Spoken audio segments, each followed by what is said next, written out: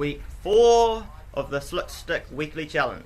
So we're going to have a look at some 3D skills. Just adding that whole new dimension to your game to make it that much harder for a defender to block you and get in your way. So I want to look at two types of 3D skills. So I'm going to distinguish them by calling one the scoop. So this is the scoop one. And then a ramp. So this is the ramp one. So the scoop has its benefits, but if you can master the ramp one, it's a lot more reliable and will put you in good shape for your hockey. So if you can, hopefully you can do both, but yeah, give it a go and see what you can do. So key points for the scoop one. So you need to make sure that you get under the ball. So you need to be able to get under it. Don't have the ball rolling away from you, so if it's like that, don't do it. Even if you have to, tap the ball towards you, and then you can try doing the scoop. It'll be a lot easier. Make sure that you flick it into space. So there's no point in flicking it way too far to you, and you're not be able to get to it. Think about it kind of like a rugby kick and chase. You want to be making sure that you flick it so that the defender can't catch the ball, and also it has to be close enough so that you can actually retrieve it.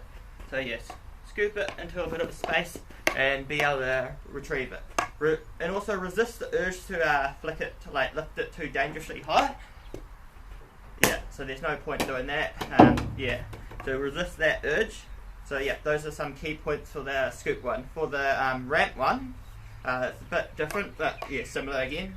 So make sure that you angle your stick. So if you're going to ramp it, it's not going to ramp up bits like that. So angle your stick about like that, roughly maybe 45 degrees, and then it just ramps up your stick like that. Remember to let the ball roll up your stick before you give it that little nudge to lift it up. So if you try to give the nudge before it gets there, it's not going to work. Or if you nudge it too late, it's not going to work. So make sure you let the ball roll up onto your stick and then give it that little nudge. Once the ball's rolled up your stick, you need to like control it. So think about it like, imagine that your stick is like a spoon and the ball's like soup, and you're supporting it, guiding it towards your mouth, and you don't want to let it drop. So you need to give it that extra support to keep the soup on your stick. And so when you can guide it, you can put it exactly where you want it to go. So yeah, those are some real key points that you should just try to focus on, and hopefully they help you with doing the ramp one and the scoop one and just doing those 3D skills.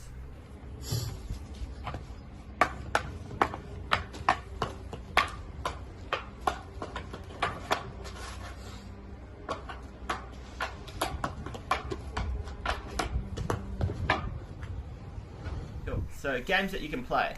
So one game that you can try is my Hockey Snakes and Ladders game. So you just have a look in the description, and yeah, I've got a link to that game there. And then another game that you can try that I've got for you is like a noughts and crosses type game. So if we come over here, we've got a grid here, and basically what it is we've got the grid there, 3x3. You can use whatever you want. So you can use toilet paper rolls, you can use socks, shoes, just whatever you have. I'm just using cones because I've got cones and they're cool, bright, shiny colours, so I think they look pretty good. So what we're going to do is basically when you go, you use your 3D skills. So I'm going to use this ramp one here, and you have to try to flick it and hit one of them. If it touches them, then you've got it. So therefore you can make that noughts or cross. And basically the idea is to try to get 3 in a row, 1, 2, 3, or 1, 2, 3, or whatever order it is, and try to get 3 in a row. And yeah, you can play that by yourself if you want, but probably a bit more fun if you do it a bit more competitively.